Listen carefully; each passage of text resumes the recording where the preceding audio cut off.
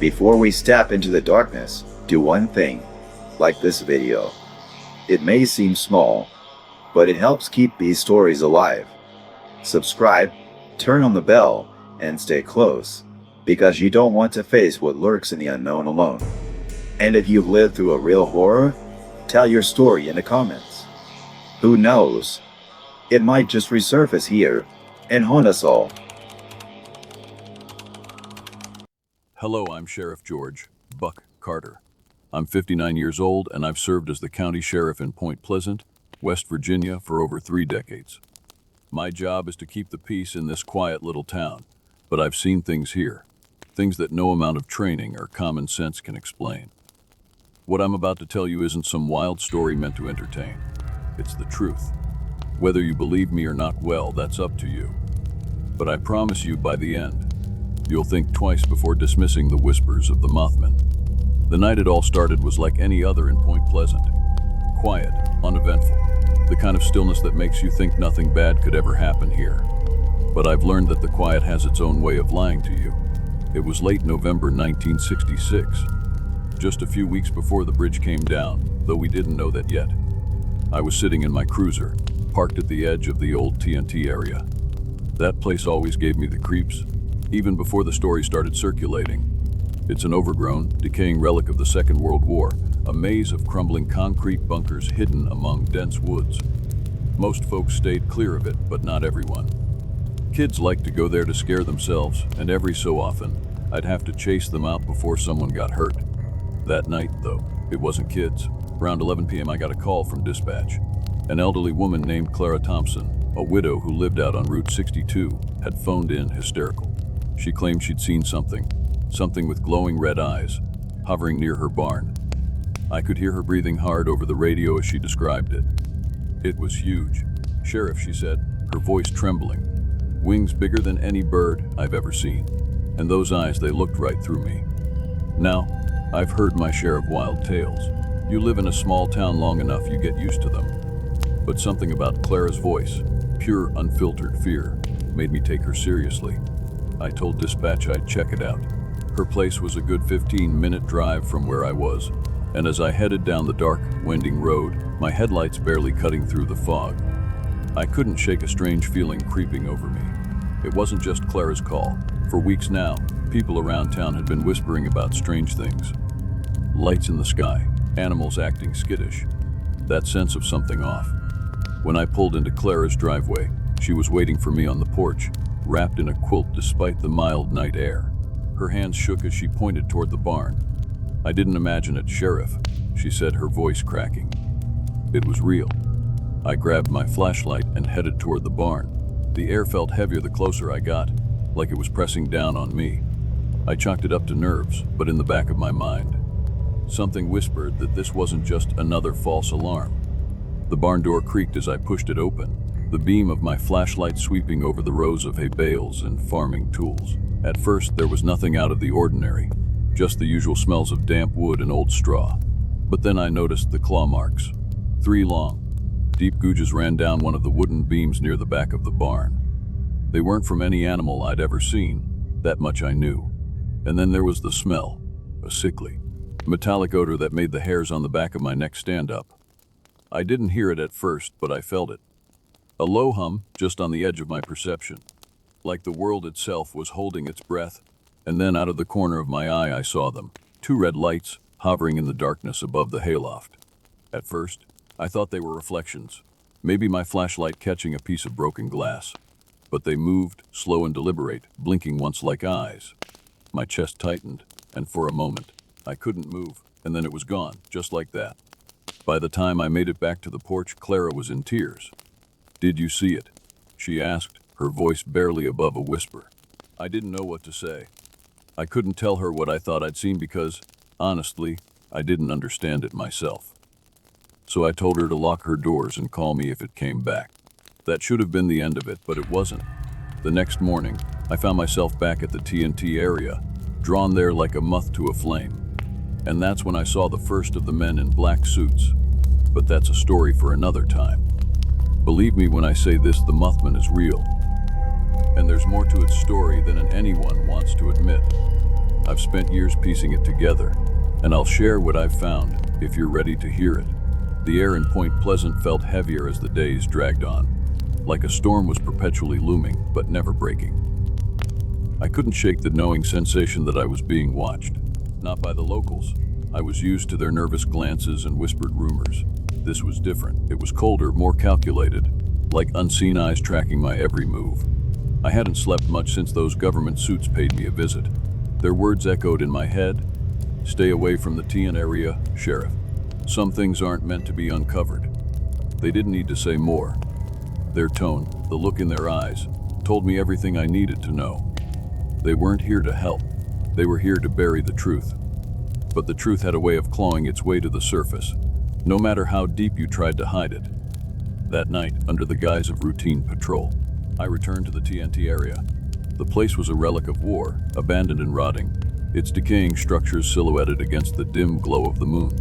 The trees surrounding the area were unnaturally still, as if the forest itself was holding its breath. Even the crickets had fallen silent, leaving only the sound of my boots crunching on gravel. I parked my patrol car a mile out and walked the rest of the way, flashlight in hand. I ventured deeper into the labyrinth of old storage bunkers. The air was thick with the scent of mildew and rust, and every creak of the wind against the metal structures set my nerves on edge. But it wasn't just the eerie quiet that unsettled me. There was something else, a feeling I couldn't quite place, like the ground itself was humming, vibrating with some unseen energy. Then I saw it, a hatch, half buried under debris and overgrown with weeds. It wasn't marked on any map I'd seen, and it certainly wasn't part of the public record. I cleared the debris as quietly as I could, my pulse quickening with every movement. The hatch was heavier than it looked, and as I pried it open, a rush of stale, cold air hit me like a wave. Beneath it, a ladder descended into darkness. Against my better judgment, I climbed down. The tunnel below was colder than it had any right to be. The walls were lined with pipes and cables, some still faintly buzzing with electricity. My flashlight flickered, casting long dancing shadows that made the space feel alive. As I moved deeper, I found markings on the walls, faded symbols and numbers, like someone had been cataloging something down here. The air smelled metallic, tinged with something full, something alive. And then I heard it, a sound that made my blood turn to ice. It was a low, guttural screech echoing through the tunnel. Not quite human, not quite animal. It was coming from somewhere up ahead.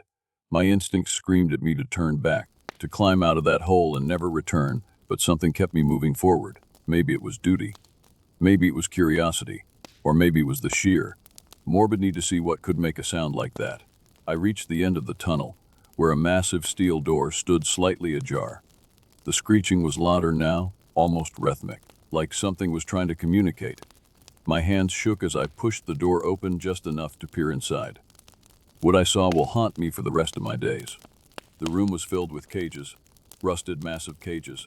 Some were empty, their metal bars twisted and broken. Others weren't. Inside them were creatures I can barely describe, their forms distorted and unnatural. One had wings like a bat, its body covered in mangled, patchy feathers. Another had limbs too long for its body, its glowing eyes fixed on me with a mix of fear and rage. These weren't animals. They weren't even entirely alive.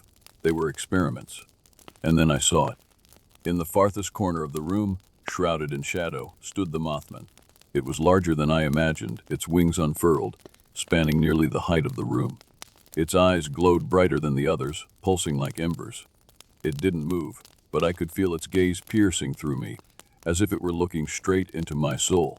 My flashlight faltered, plunging the room into darkness for a split second.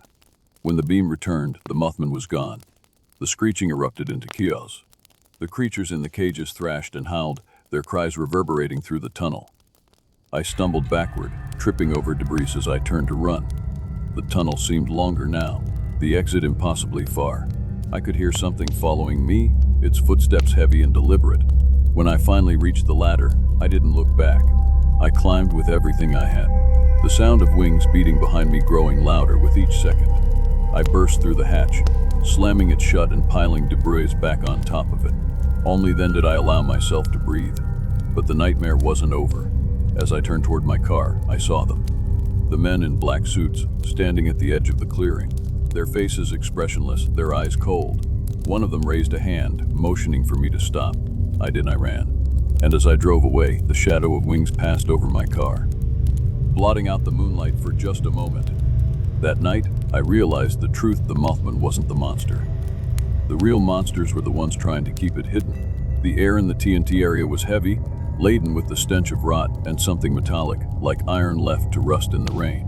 My flashlight's beam flickered weakly against the crumbling concrete walls of the abandoned bunker. My breath hung in the frigid air, each exhale carrying with it the weight of decisions I wasn't ready to make. Somewhere in the distance, I could hear the faint, rhythmic flapping of wings, a sound too deliberate to belong to any bird. I wasn't alone. The documents I'd found earlier that day burned in my mind. Grainy photographs of a creature uncannily similar to the Mothman, taken in sterile laboratory settings. Reports stamped with bold red letters, CLSSFD. A military insignia in the corner of every page. It was all there. Proof that the government had been experimenting on something, or someone, out here in the shadow of the Silver Bridge. What I didn't know was why, and why they were willing to go to such lengths to bury it. As I stepped deeper into the tunnels, the temperature seemed to drop. My fingers, numb from the cold, tightened around the grip of my revolver. It wasn't much comfort. What good was a bullet against something that might not even be fully human? The first sign I wasn't alone came as a shadow, too large and too fast, skittering across the far wall. I froze. My heartbeat pounded in my ears, drowning out the faint dripping of water echoing through the passage. I called out, my voice a low, unsteady growl. Who's there? No answer, just silence. A silence so complete it pressed against my eardrums. I pressed forward, each step slower than the last, the weight of dread growing heavier with every inch. That's when I saw it, etched into the floor beneath my feet, a series of symbols carved into the concrete. They looked ancient, almost tribal, but they pulsed faintly as though alive. My gut twisted. This wasn't just science gone wrong, it was something older, darker. Then I heard the cry, a piercing, mournful wail that sent shivers racing up my spine. It wasn't human, but it wasn't entirely animal either. I swung my flashlight toward the sound, and that's when I saw it, him. The Mothman stood at the end of the corridor, his massive frame illuminated in the weak glow of my beam. Those eyes, blood red and burning, seemed to pierce straight into my soul. His wings, stretched wide, filled the narrow space, their edges brushing the walls. For a moment I forgot to breathe. He didn't move, didn't attack. He just stared. And in that stare I felt something unexpected. Not malice, not rage, but sorrow. I whispered, almost to myself, "What are you?" The answer didn't come from the creature, but from behind me. A voice, cold and clipped, cut through the stillness. "He's a mistake."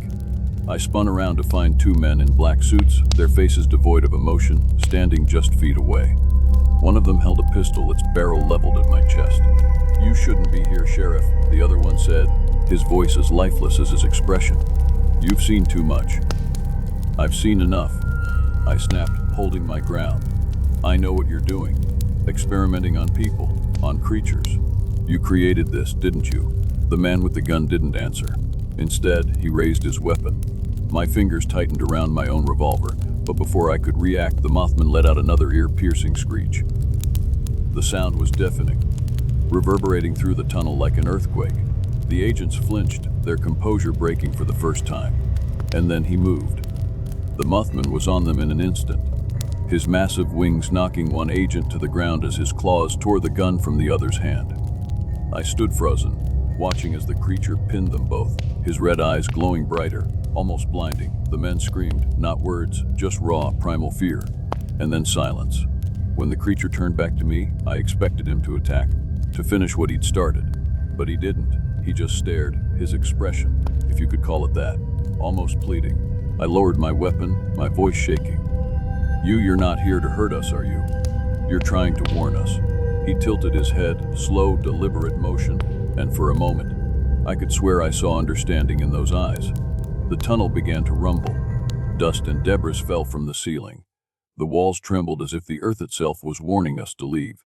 I didn't need any more convincing. I turned and ran, my boots pounding against the concrete as the sounds of collapsing stone and flapping wings chased me out into the cold night air. When I reached the surface, the bunker was gone, swallowed by the earth as if it had never existed. The Mothman was gone too. Only the stars above and the faint smell of ozone remained as evidence that any of it had been real. I didn't sleep that night. I sat at my desk, the classified documents spread before me, and thought about what to do. The truth could destroy the town, or worse, bring more of those government men down on us. In the end, I made my choice.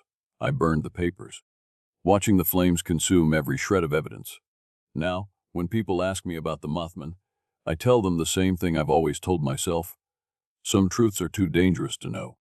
But in the quiet hours of the night, when the wind rustles through the trees and I catch a shadow out of the corner of my eye, I wonder if he's still out there, watching, waiting, and I pray that this time we'll listen.